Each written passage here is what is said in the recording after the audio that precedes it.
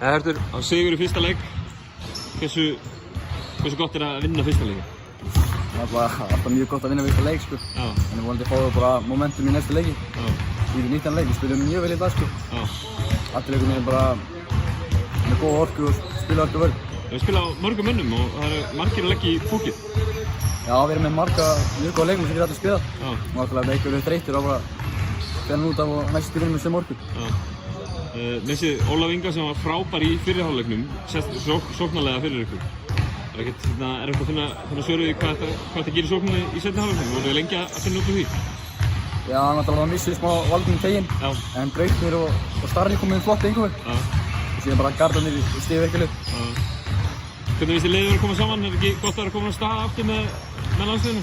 Jú, nú er bara COVID náttúrulega tók mikið frá manni en nú erum við búin að æfa mjög vel saman og það er allt að smella. Já.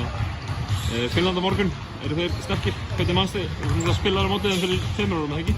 Jú, þá held ég vinna á sko, með 20 eða eitthvað. Já, ok. Þannig, maður veit ekki hvernig 1-4 ákveðið við erum. Nei. En við erum með sterkt lið og þeir held ég líka, þannig það er bara skemmtilegur. Takk fyrir leikur. Takk. Takk.